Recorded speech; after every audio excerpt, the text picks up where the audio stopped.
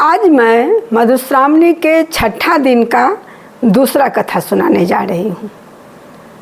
छठा दिन का दूसरा कथा है गौरी के जन्म का कथा। तो आइए हम सुनते हैं गौरी के जन्म का कथा।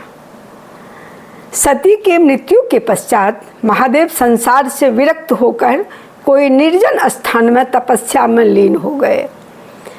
उनको संसार का कोई शुद्ध नहीं रहा। इस बीच राक्षस सबका उपद्रव बहुत बढ़ गया था। उसमें तारकासुर बहुत पराक्रमी होकर तपस्या के बल पर ब्रह्मा को प्रसन्न कर वरदान मांगे कि मैं अमर हो जाऊं। ब्रह्मा बोले ये असंभव है, क्योंकि जो जन्म लिया है उसका मृत्यु अवश्यंभावी है, यह नहीं हो सकता है। तब वे दूसरा वरदान मांगे कि मेरा मृत्यु महादेव के औरस पुत्र के हाथ में हूँ।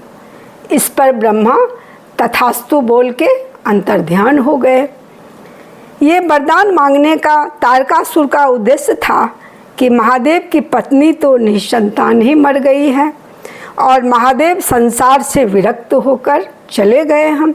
उनका दूसरा विवाह का कोई संभावना ही नहीं है, इसलिए उनके पुत्र के हाथ से तारकासुर के मरने का कोई संभावना ही नहीं है, अर्थात वे अमर हो जाएंगे।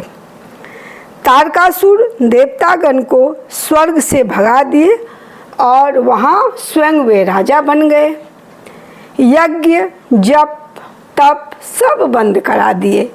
मुनि लोगों को परेशान करने लगे और सुंदर स्त्री को अपहरण करके अपने घर लाने लगे।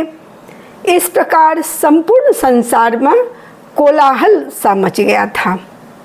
उसके उत्पात से तंग आकर देवता और ऋषिगण सब ब्रह्मा के यहाँ उपस्थित हुए और ब्रह्मा उन लोगों के बात को सुनकर बोले कि जब जब संसार में दैत्य दानव सब इस तरह का उपद्रव मचाए हैं, तब तब आदि शक्ति महामाया दुर्गा अवतार होकर उन लोगों को संहार किए हैं।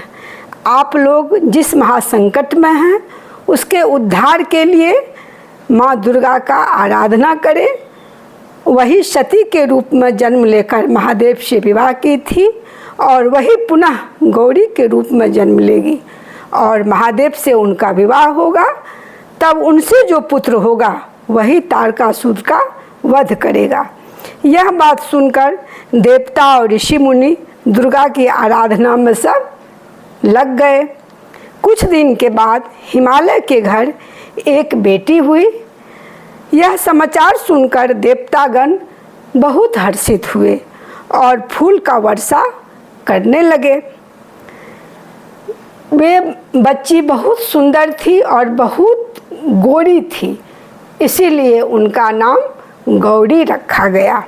इस प्रकार गौरी के जन्म का कथा संपन्न हुआ।